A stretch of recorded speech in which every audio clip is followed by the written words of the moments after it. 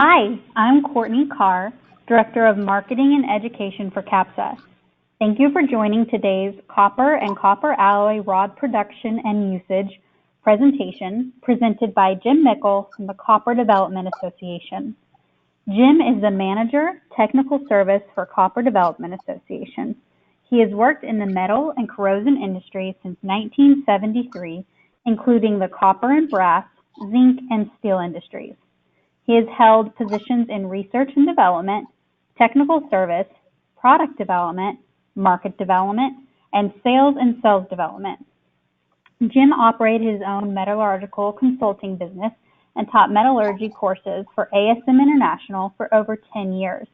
He joined the CDA in January of 2007, and we are pleased to have him back. During this presentation, you may submit questions into the Questions tab on your webinar toolbar, and we will answer them at the conclusion of the presentation. Following the webinar, you will also receive a link to a survey. Once you have completed the survey, there will be a link to download the presentation slides. You will also receive a recording of today's webinar. Feel free to share the recording and slides with others in your office. With that, I would now like to turn the presentation over to Jim. Well, thank you, Courtney, and appreciate the introduction.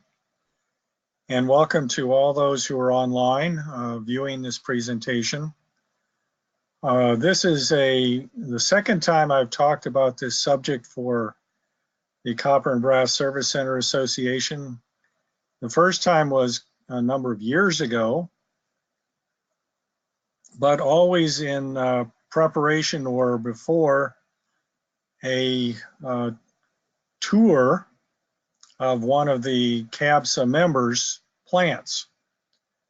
And I've been very pleased over the years to provide webinars to and through CAPSA for 10 to 12 situations and topics. Well, with that in mind, I am talking on copper and copper alloy rod production and usage. And we will go through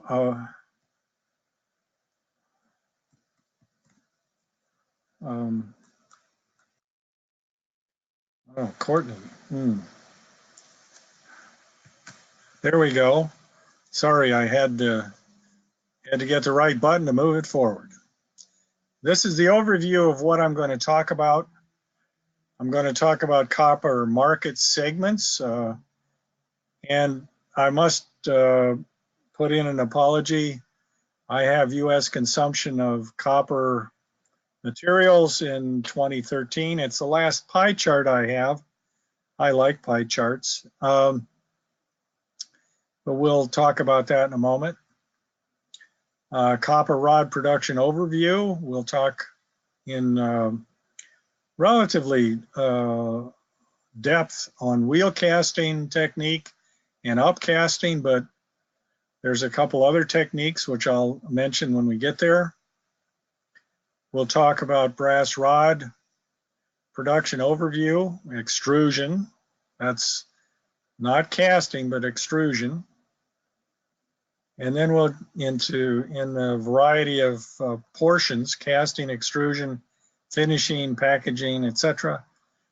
The copper and brass alloys that are used in or commonly worked in this particular segment of the market. That doesn't mean all of them will be listed. Examples of usage, and then there's a slide on outside or other issues that are of importance in this segment.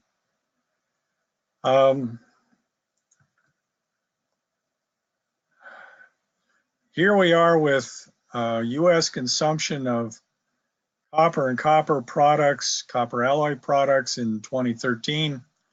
It's not very dissimilar from what is happening today. And that's why I kept this in, because it is a pie chart. And like I said, I like pie charts. Wire and cable is 53% of the market is used in the US. The overall market is 5.13 billion pounds. There's a small segment that is foundry and powder usage. about 3%. Tube is about 13% of the market overall. Sheet strip and plate and foil, 16 approximately. Rod, bar, and mechanical wire, the highlighted section, is about 14%, which in 2013 equaled 0.7 billion pounds per year. We're very similar to that at the present moment. I would like to talk about copper rod production, and I mentioned that I would talk about wheel casting and then upcasting. And to you in the service center segment, these may be alien terms. I'll hopefully be able to explain them to you. Other processes such as vertical casting and horizontal casting of rod is not detailed or discussed in detail in this presentation, but they are used. And I would point out that this is copper and could be copper alloy rod production.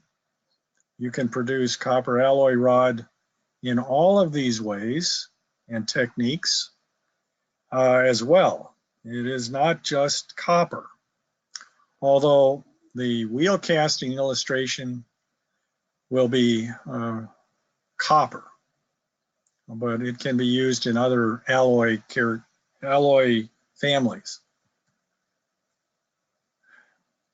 This is in a segmented presentation which shows all the different portions of the production process.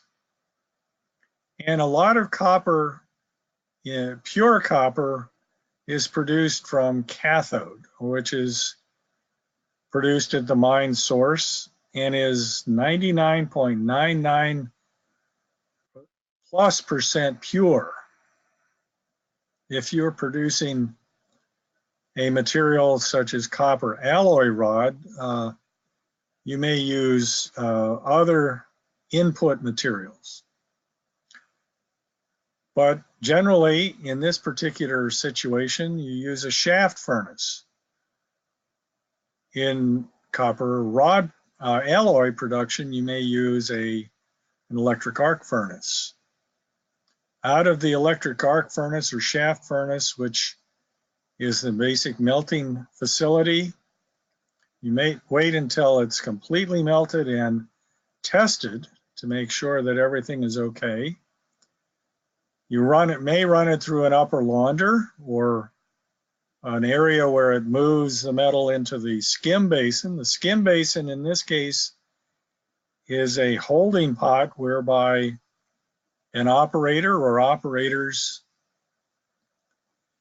reach into this area, make sure there's no surface skims or oxides or miscellaneous materials floating on the top of the melt bath itself. Then you go into a holding furnace where the material, copper or copper alloy, is held at temperature or slightly above temperature. It is then moved through another launder. These are all enclosed structures with burners and heaters, natural gas burners as shown on the top, and into a pour pot, or as termed in the industry, a tundish. A tundish is a pot from which molten metal is usually poured. It can be any metal. It could be steel, copper, or anything else. It's a tundish is the term used for the last pot, heated pot, that the metal is in before it's poured into a shape or casting facility. In this particular instance, it's poured through a nozzle into a wheel, and the wheel rotates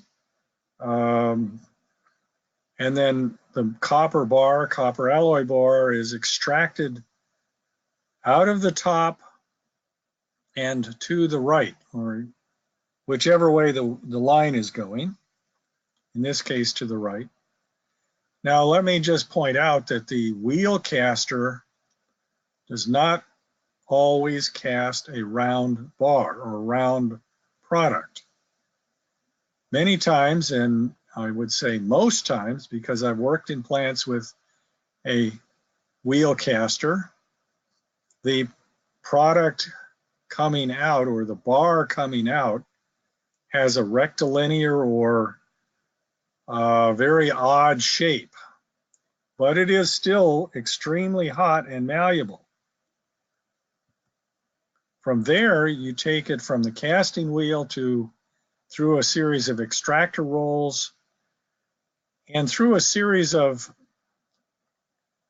cleaning operations. And these are not taking oxide off the material, it's taking extra metal in the form of flash and fins and other things, as you can see, fin cutters, bar preparation, and so forth, that you don't want to be incorporated into the rod as it goes further in the process. So all these extraneous materials are cut off in preparation for further work. It then goes through these preparation zones through two roughing mills. Now, like I said, the product is many times an irregular or rectilinear but not round bar coming out. So what you have to do, if you're going to make a round rod, in these many mills, and they can vary from 2 to 15, here you show 12, each mill changes the geometry or the cross-sectional geometry of the bar rod. It would come out at the right, having been processed through multiple mills, rolling mills, each one doing a slightly different shaping operation to the process rod, coming out on the right in a rod round form. So when it comes out in the actual rod round form, it goes from those finishing mills to, and in these processes, it has been flooded with oils and lubricants in order to allow it to be formed more easily. When you get to this section of the plant, you want to take all that soluble oil off and cleaning and so forth. So you have air wipes, and then it goes into what's called pickling. And pickling, many of you may know, is an acid cleaning of metal. So it would be sprayed, flooded with acid cleaning materials, either hydrochloric or sulfuric acid. And then later on in the pickling boxes, you would get a water rinsing and then go through an air wipe to dry it off so it doesn't oxidize further in the processing operations. And then you would end up potentially going through a waxing operation or a corrosion protection operation. It doesn't necessarily need to be wax. It could be a heavy oil or a light mineral oil or something. It might be coiled up. In this case, it's shown to be coiled up, compacted, stretch wrapped, put into coil storage, and separated out for shipment.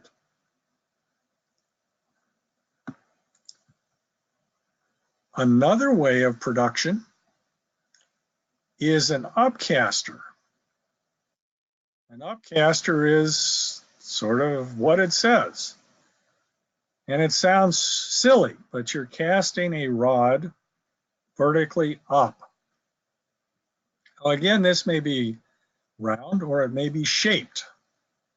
It comes out of a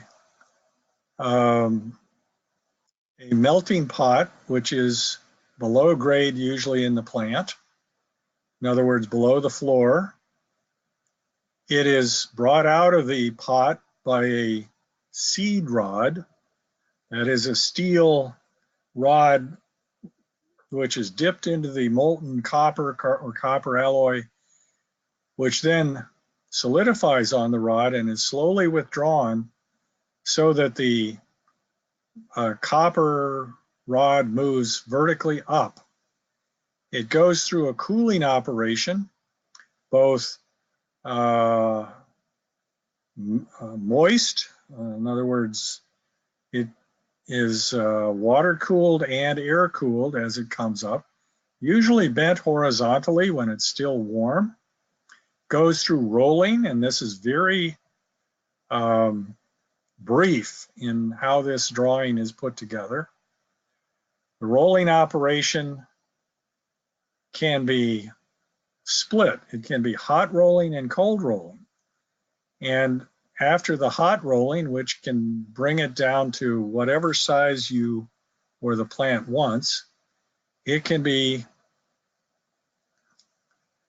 stopped and coiled up, and then it can be cold rolled from that big coil through a series of other operations in the cold end. There are other options. It can be formed into various shapes. It can also be made into strip, which is possible. In any event,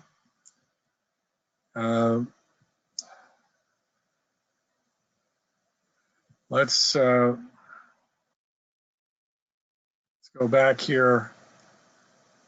Once you're done with these materials or casting, now I did mention there's two other methods of casting, and one is a vertical casting, which is vertical down.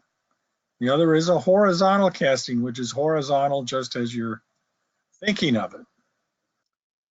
Many times if you're producing rod and or a shape out of these two casting techniques, the rod is produced in that form, is bent, not in this illustration, but it is bent horizontally if it is vertical cast, and cut into lengths and or other take-up techniques. We're not going to discuss those in detail at this moment. Let's look at what can be made out of copper rod. And in this instance, most of these illustrations, as my cursor is showing, are electrical. Copper rod is, majority of it goes into wire and electrical applications. And you're seeing mostly wire, whether it's a bundled wire, whether it's a twisted wire bundle, whether it's twisted wire pairs, whether it's individually insulated or cabled, whether it's used in your house, whether it's used in industry. This is the biggest use for copper rod going into wire. However, you look at the far upper left, that is brass. That is copper alloy that is going into any and every aspect of other operations. You also have, and I will point this one out with the cursor, up in the upper center, you can see wires, but it looks like there's going into something you may not recognize. That's a motor. Those wires may be rolled into a flat wire. In your car, for example, every window has many cars these days have electric windows, and they each have a little motor. You also have electric seats or electric seat possibilities, And they have each little motors to move those seats around. And you also have other little electric motors that move antennas and aerials and heaven knows what else. All those motors have windings in them that are flat copper wire windings. So there's tremendous number of uses for this type of product. The brass, that's used in many applications where 100% conductivity, which is in a copper wire, is not necessary. Well, let's move on to copper alloy and brass rod production by extrusion. This is an unusual technique, and this can produce unusual shapes. We'll talk about scrap handling and input of raw materials, the casting itself, which is not to finish size, the extrusion process or processes, the finishing and testing, primarily in its schematic form, packaging and shipping, and examples of usage. In the copper alloy, and brass is a copper alloy, brass is copper and zinc. But there are varieties of brass that use a variety of additional elements in the brass. But in this case, to make new brass, you're using old brass or brass chips and recycling to feed into the furnace for melting. And here you see some large-scale chips or pieces that are getting ready to be put into a furnace and melted down. Here you also see chips, brass, but they are very small, fine chips. The finer the chips, the easier they are to melt, but that doesn't mean a whole lot. They're all placed in an electric arc furnace usually and allowed to completely melt, and then the bath is evaluated as far as composition. And I'll get into alloys later, but brass in and of itself, say 260 brass, C260, is 70 copper, 30 zinc. But there are other varieties of brass and or copper alloys that are cast out of these types of furnaces. Well, to get into the extrusion area, you have to cast logs. Logs are not, oak trees that you put or cut down. Cast logs are generally about 6 to 15 inch in diameter, huge rods of brass. And here you see them coming out of the furnace and cooling. In the process, they're cut as they're going down these lines after they're cooled to a certain point into what's called billets, or proper length rods, logs, that are usable in the extrusion process equipment. So these then are fed into a machine, and I will show you a schematic in a little bit of what is going on. But here's further down the line of rods coming out. These are brass, and some sitting finished and some on the run-out table in the center.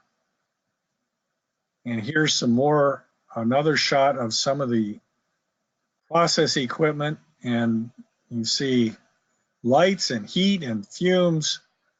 It's a dynamic process.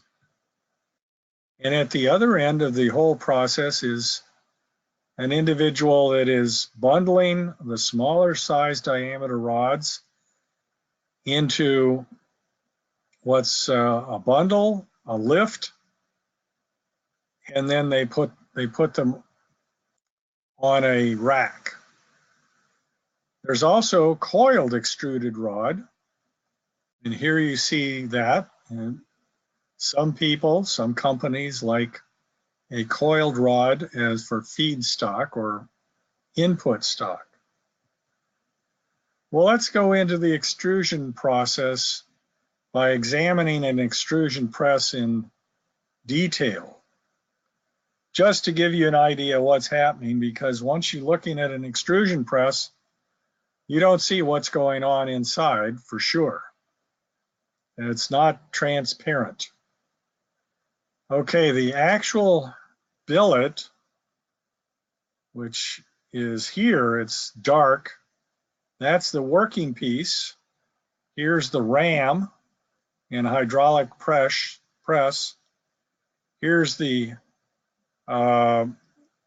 basically another part of the press, but here's the extrusion rod or shape that's coming out.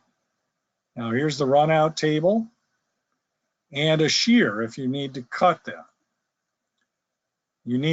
And the billet is heated to a certain temperature, which usually it's red hot.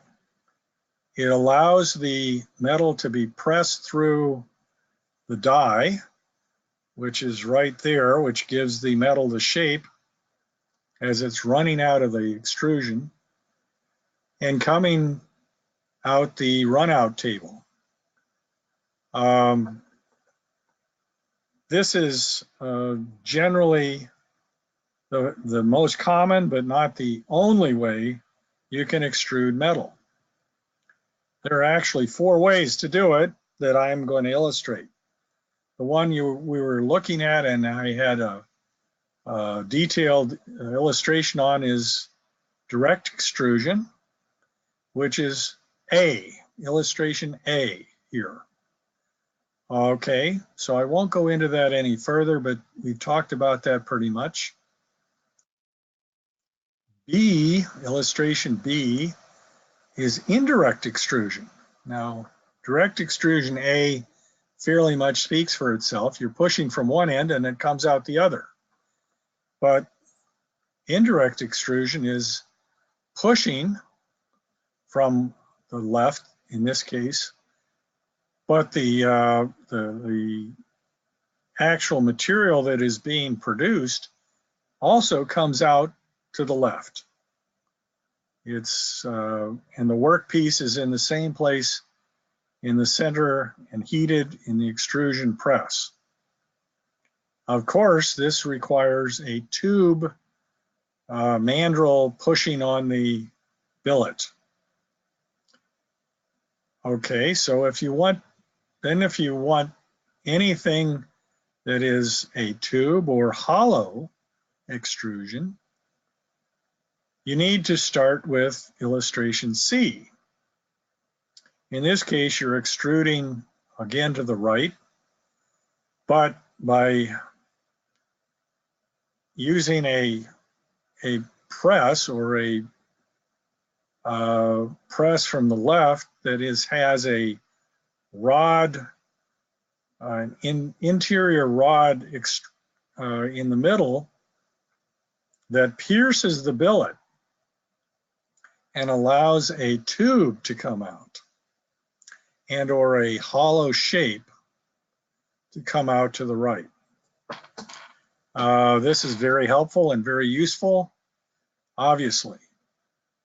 And then you have illustration D, which is in 3 parts here, which is a tube extrusion from a solid billet.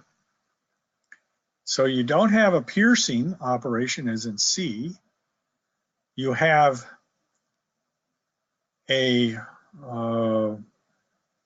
press or a pushing item on the left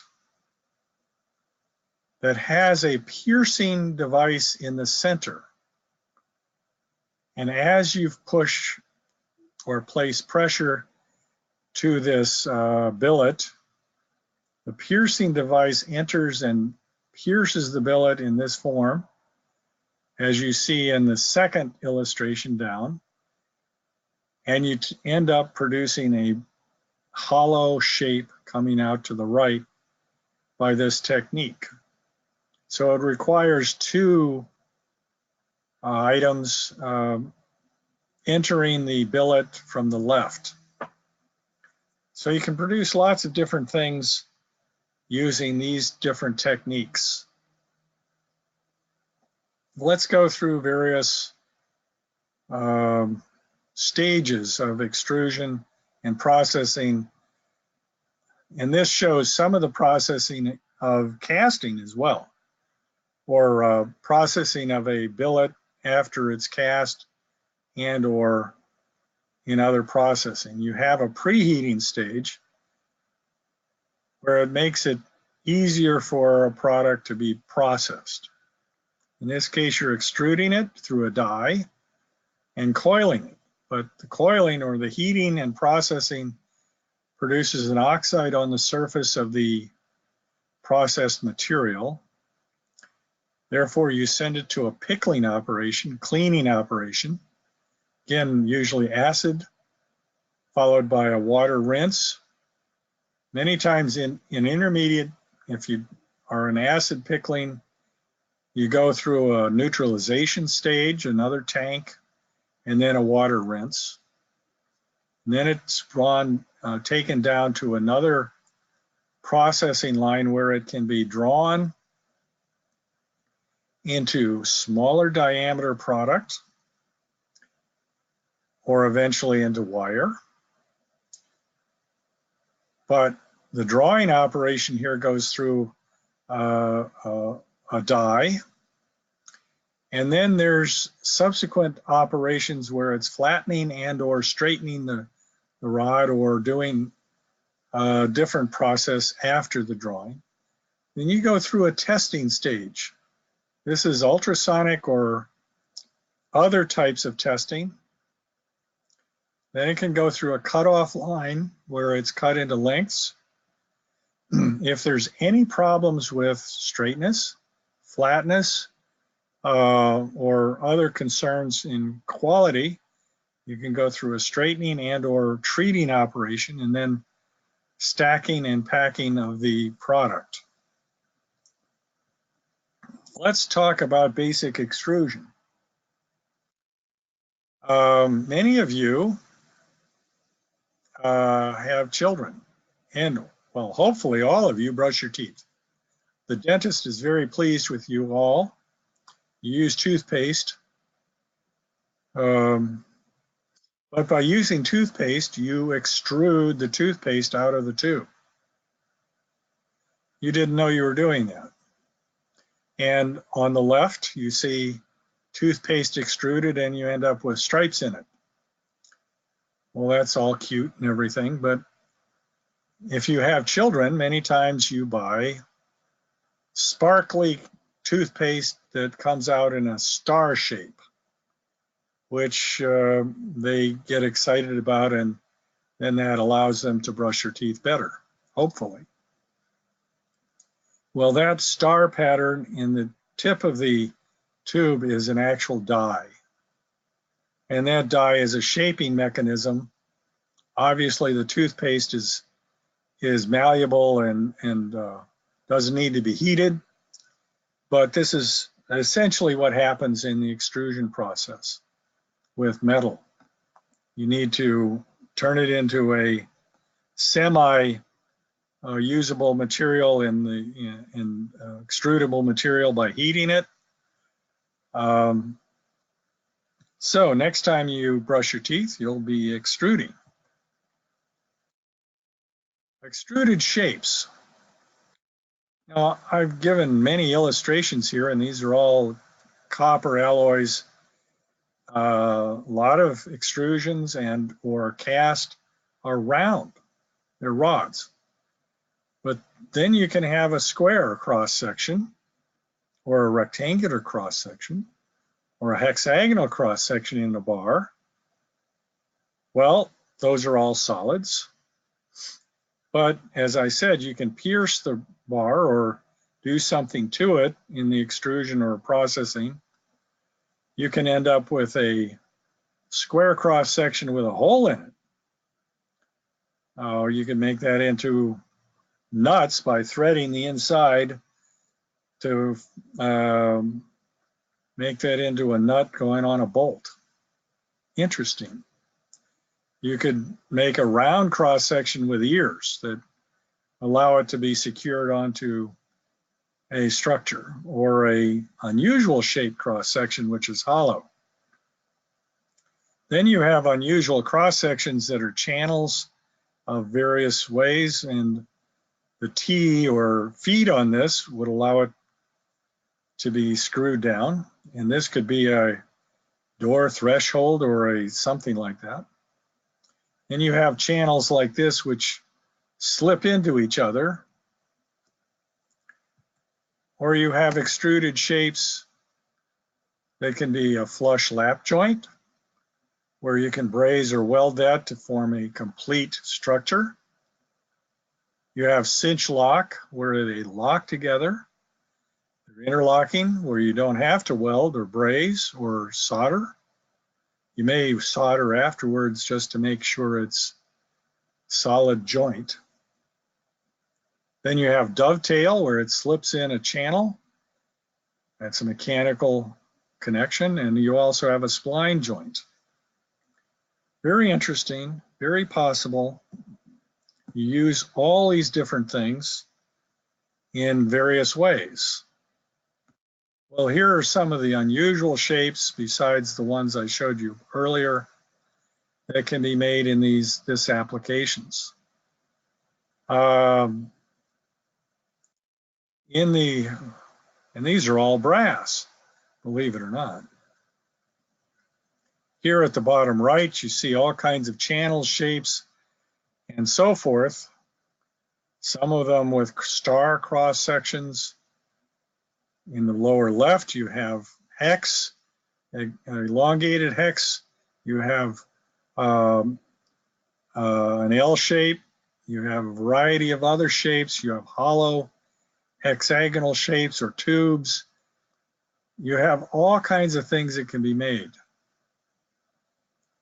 However, if you produce as Chase does, produces a lot of rod, brass rod for sure, and that is cast or extruded. And here are things that are machined, bolts and fasteners. Now, up to the upper left are copper nails in two forms. Now, they're not,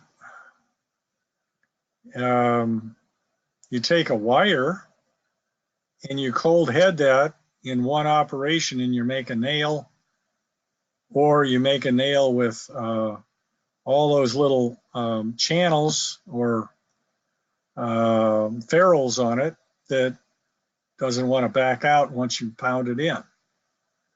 Those types of nails and so forth are used on copper roofing, copper flashing on your house, and copper gutters and or copper other things that are used. I know I put some copper weather stripping on one of my doors, and it came with copper nails, believe it or not. Then in the bottom center, there's copper screws of various sizes. These you can buy at the hardware store. Again, they can use those, and they made in brass as well, primarily to be used in wet and or decorative applications. Again, you could use them on hardware in your home. You have brass and copper screws, fittings, and fixtures for your brass doorknobs, hardware, and things like that that you put on your doors for entry, exit, locks, and so forth. In the lower right, you have bolts, brass bolts. They are made out of a brass rod in a machine shop. in an automated machining operation. And you have a variety of fastening applications that are shown in these pictures. These particular applications are all made out of brass and brass alloy rod in a highly automated machining operation and or a cold heading operation in the chance that they're made nails for use by the homeowner or the home builder. So there's a wide variety of things possible in shapes, sizes, etc. Now let's just look at an end view of bar sizes. You can go from very large size in round and hex and square to very small sizes.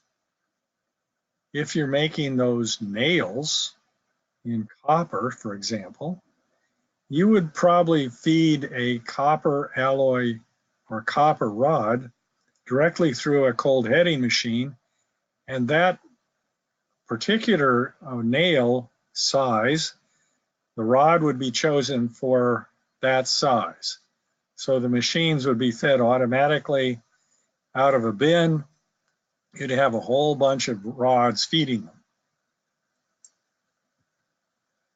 Another use of extrusions, which shows you that a shaped die or a special die would need to be used, is a railing or a decorative railing in this instance.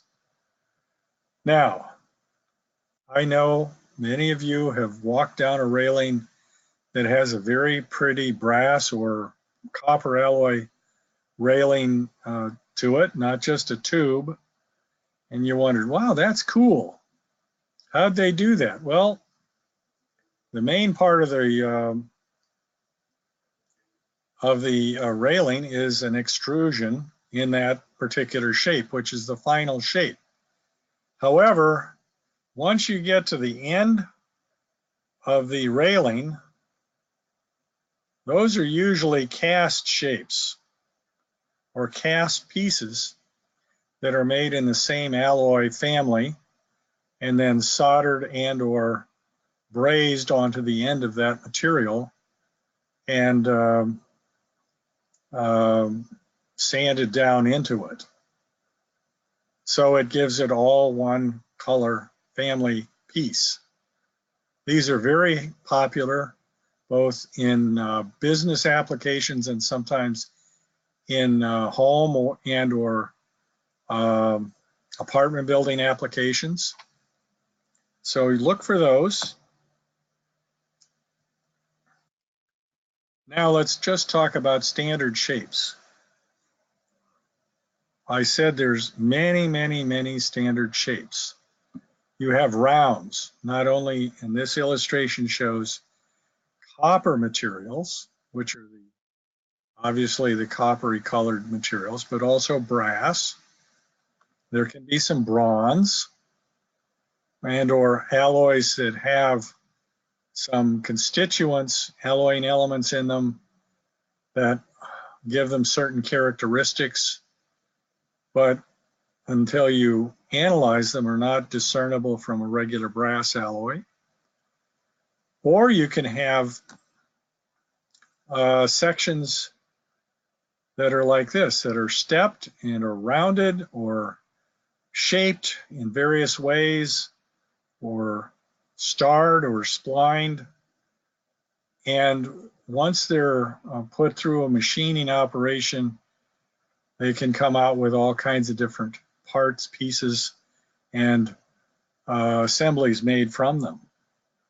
So I'm sure, Chase, when you do go to the tour, we'll have at the very end probably a series of examples and or samples showing what is made in a very general sense out of their materials.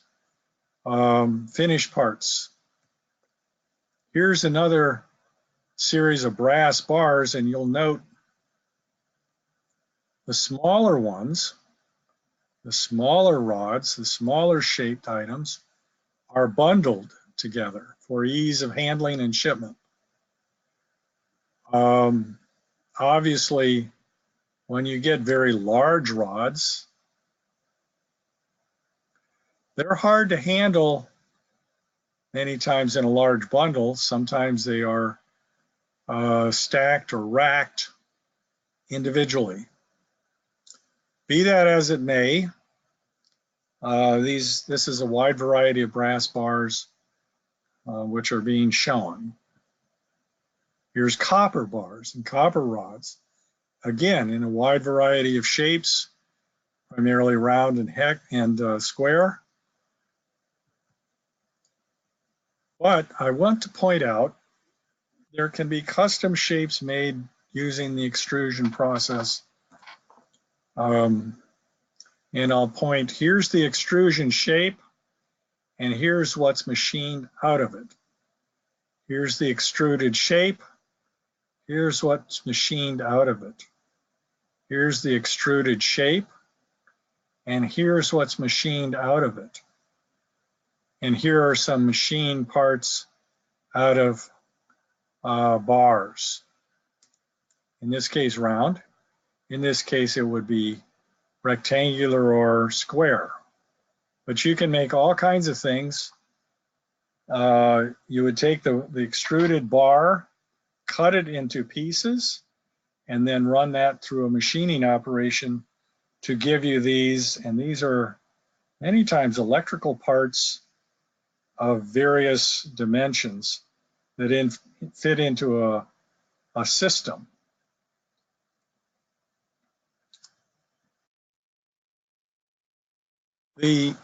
Generally, there are a wide variety of copper alloys that are used for extrusion and or for rod making, or made in rod form.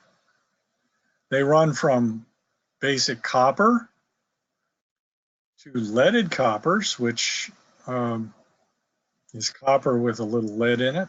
Not very common these days, but still used. To red brass, to Muntz metal, which are both copper zinc alloys or other alloys in the family of copper zinc, to free cutting brass, which has some lead in it, to forging brasses, architectural bronze, admiralty metal, which is copper, zinc, and tin, small amount of tin, to naval brass, leaded naval brass, aluminum bronze, which is copper, zinc, and a small amount of aluminum. Very strong material. Aluminum bronze with a different composition, and just aluminum, 10%, or copper nickels. And then you have high silicon bronze. Okay, silicon alloys are in the mix as well. So you see there's a wide variety of alloys, copper alloys that can be used in these operations. Therefore, there's a wide variety of copper alloys that have machined turnings and scrap that have to be reused, recycled, hopefully sent back to the mill that made them. So that's where I come to the last part of the discussion. The alloy issues, or new alloys in the mix. Now, over the last 15 years, there's been a whole series of new alloys added to the copper family, not only here, but around the world. These include the original leaded alloys, but they include unleaded alloys, or basic alloys that don't use lead, but are machined just as they are. Brass alloys. There's lower lead alloys from what used to be machined. In fact, alloy 360, which is a standard alloy for free machining brass, has a low lead variant, which was registered a number of years ago. Then there are silicon-containing alloys, which are good for extrusion and machining, but only have silicon in them. Then you have bismuth-containing alloys. Many times these come from the cast side, but they can be in the machine or the wrought side. And then you have scrap issues with all of the above. In the melting operation, you do not want to necessarily, and really don't, want to mix unleaded or no lead alloys with leaded alloys. You don't necessarily want to mix silicon-containing alloys with leaded alloys or non-leaded alloys or non-silicon alloys. And bismuth alloys, which are essentially the newest group, being are a problem to mix with any and all of them. So we have scrap issues with all of the above, since they're being introduced to the mix as we are talking right now. There are no readily identifiable marks on any of these alloys. Obviously, if you machine parts out of one of these alloys, it's difficult to say what it is after it's machined. The scrap issues are for the turnings and the final part when it is eventually recycled in. And you have to understand that copper alloys are recycled 70 to 80% of the time. In the rod industry, it's very close to 100% of the time. In the other parts of the copper industry, the percentage of recycling can vary, but still in all, the scrap issues remain. And so I mentioned problems with alloy compositions and mixing of scrap. There are several, and the Institute of Scrap Recycling Industries, that's what ISRI stands for, has a series of specifications for a variety of copper alloy scrap that includes bismuth or silicon or leaded or non-leaded. Then there's ASTM activity in Committee B05 Copper, which is just starting up on scrap. And my colleague Adam Estelle is working in this scrap area. It's still very difficult to say how this is going to work out, but we're doing a lot of work in this area. Hopefully some positive outcome will happen whereby it'll be easier to sort these materials and recycle them in a more efficient manner. I just needed to bring this up as a more complete series of discussion points, since that is what's happening in the industry. With that, and I believe we have about 7 minutes left or somewhere around that, I would like to thank Courtney and Copper and Brass Service Center Association for allowing me to give a webinar on this particular subject. Again, would suggest that once you are at, if you are going, once you are at Chase, here later in the month on the 15th and 16th, that you ask as many questions as possible on all of these subjects. Their process is specific to them, and they will cover it very completely once you are there. If you have any questions at this time of me, I believe we can discuss those. Or if you want if you want to email them in to Courtney and you don't want to talk, which happens, please email them to Courtney. She will get them to me, and then I will do my best to answer those in an expeditious fashion. Yes, as a reminder though, you are able to submit questions right now using your webinar toolbar. So we'll go ahead and give it a minute or two if you'd like to type any of your questions in right now, and then Jim can answer them. Another reminder is that you will receive a survey about today's presentation. It will only take 2 minutes to complete. I promise it's super fast. And once you click submit the thank you page of the survey, there will be a link to download the presentation slides. So make sure not to miss that. And in a separate email tomorrow, you will also receive a recording of today's presentation. And again, as a reminder, you can share that with everyone in your office. We'll give it another minute or so to see if any questions come in, but as Jim did say, you are more than welcome to email Jim specifically with any questions, or you can email myself and I will pass them along. Yeah, and I put up my contact information. That's my email address here at CDA. There's 2 phone numbers. Both